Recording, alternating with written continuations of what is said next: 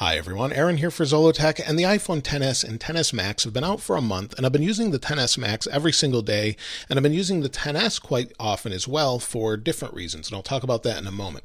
You can tell it's a XS by this line here. Other than that, there's not a really simple way to tell other than the line and the asymmetric speaker grills on the bottom. So that's how you can easily tell it's a XS. Now you might notice the screen differences here, and it's not a problem with the screens. It's just I have night shift and True Tone turned on. So if I turn Night Shift off and True Tone off, while there are still some differences in the displays because they're made by different manufacturers, most likely there are some slight differences, but overall they both look good. They're both OLED displays and everything looks great on them.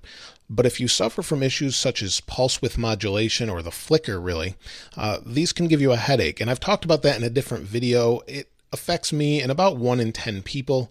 And one thing you maybe want to look for is the iPhone XR. Now this is a dummy unit. It comes out in about a week, but the XR is in the middle size. Now it does have a lower resolution display, but it is an LCD, so it won't have that flicker issue. So just keep that in mind. If you haven't bought one of these yet, this may be the option for you. But the XS and XS Max, and I'll be comparing those in a different video, both of these are excellent phones, and the iPhone XS and XS Max have amazing cameras, mostly for video is what I mean, because I use this for video, and some of the videos you've been watching have been filmed with this and you probably didn't know it. The autofocus is top notch on this. It locks on and stays locked on no matter what you do. I showed that in the review. You really can't get it to go off of focus. It doesn't hunt or anything like that. Now when it comes to photos, it's really good. There are some cameras that are debatably better, maybe the Pixel 3 XL. I'll be testing that in a further video later on, but overall it's really good, with the exception of one thing, maybe the camera smoothing when you take a portrait mode photo. It's pretty dramatic sometimes. Let me flip that around. I'll take a photo.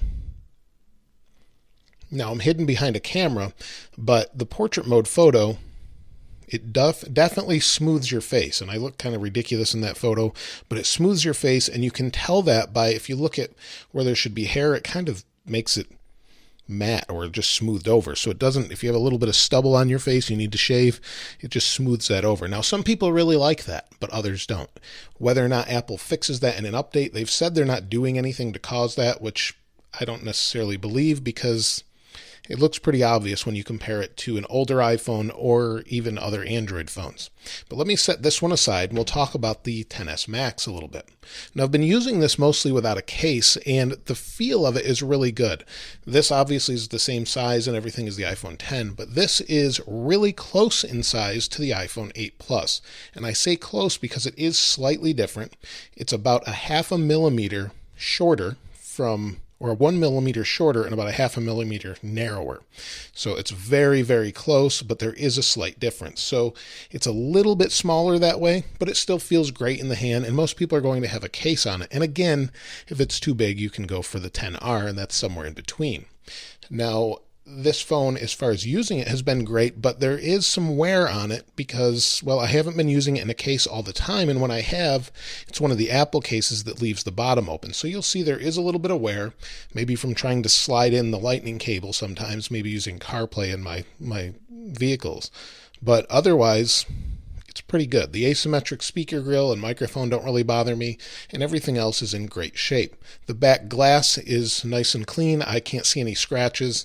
Even if there were, with this finish, it's really kind of hard to see those anyway. Now, if I flip it over to the front, there are some really light scratches on it because I'm not using a screen protector at this time anyway, but there are some light scratches on it, and they're not really that bad. Unless you're in really bright sunlight, then you can see it. Not really any gouges or anything. But in my video where I did the review, you might have seen this was set on a rock, and occasionally it may have nicked it or something, but it's really not that big of a deal. And this is the first iPhone I've put Apple Care on because of its expense. So that's something to be noted, I suppose, as well. But most of the time you're not going to have an issue with that, especially if you keep it in a case. The number one thing I get asked about the XS Max is its battery life. And battery life is pretty good on this given its size, and you'll see battery health here is at 100%, and that's one thing I would like to see Apple change. People get concerned, and they should, when this changes and maybe your battery's going bad. It should just say, is it good, yes or no, and then let us know when to replace it, because it can really be concerning when it goes from 99% to 98 in a couple of weeks, and then it would just be better, yes or no. That's my opinion. But anyway, the last 10 days, if we take a look at this, you'll see I'm at 4 hours and 11 minutes, and you have to judge this kind of carefully because when it was last on the charger, and there's not really a calculation that's being done for you. But if you take a look at this one here, 4 hours and 54 minutes, I would say from 100% to 0, you're going to get about 5.5 to 6 hours of screen on time, realistically. But I'm usually getting about 4.5, somewhere in there, with some screen off time of about a minute or an hour and a minute or so, like this one, playing music in the background, no problems there. So it's really good on battery. It's definitely the best iPhone on battery that I've had in my experience, but it may vary depending on what you're using. If you're using intensive apps like games, I'm usually using YouTube, Twitter, Mail, some tech news, things like that. And sometimes that's not as taxing as playing video games or some of the other apps like AR apps. So you may experience this get a little warm at times too. Some people are concerned about that because it will get a little bit warm when it's doing more processor intensive things. That's normal.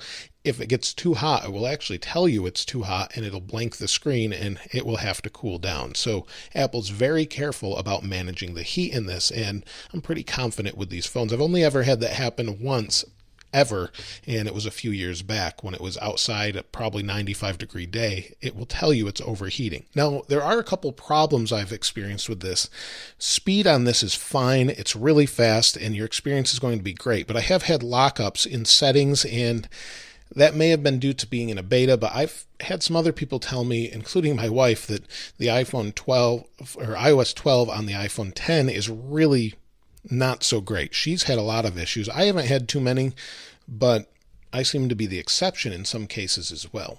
Now, aside from that camera smoothing, my major issue is LTE. Now, some people were saying it was Verizon and Sprint only, but I've heard people say I'm on Verizon and Sprint and I have no problems whatsoever. I'm on T-Mobile, and while I only have one bar here, the problem is not really for me that I only have one bar or signal strength. My issue is when I'm using it and I'm on LTE, I might go to a web page and it doesn't load for some reason. Or I might go into music, maybe I want to play something, and it just won't load or anything like that until I flip on airplane mode, turn it off, it reconnects to the cell tower, and then I'm good to go. And this is a problem I face multiple times a week, so hopefully they can fix it through a firmware update. I'm pretty confident they can, but it's due to the new Intel modems. Apple's aware of it, but they still need to patch it. So hopefully by the time you're watching this video, maybe in the future, and to see how this is doing, they've patched it. But as of right now, they have not patched that.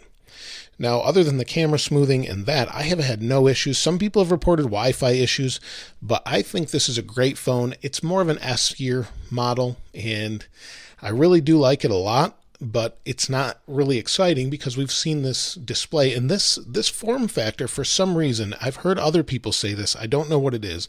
I really like the edge-to-edge display, but this form factor feels old already a little bit, considering this was 4 years old and really didn't feel too old in many ways to people. So I don't know what the difference is there, but I think it's still good. It'll be around for years. But my only other complaint maybe is this is a little bit sharp if I'm not using a case. So if you've got a skin on it or a case, you won't have too many issues there. And it is a little bit sharp, and other people have reported that as well. Compared to the iPhone 10, you don't have that. Even the XS has less of that here. I don't really have a lip there, just on the XS Max. So it's definitely there, and that's all. I don't really have any complaints about it, other than maybe the price is a little high, I think, but it's still a great phone. Let me know what you think about it in the comments below. If you've got one and you've had it for a month, I'd love to hear what you have to say about it. Do you still like it a lot? Did you return it? Are you having problems? I'm sure that'd be helpful to not only myself, but others that are reading this and trying to decide if they want to pick one up if they haven't already. If you haven't subscribed already, please subscribe and like. As always, thanks for watching. This is Aaron. I'll see you next time.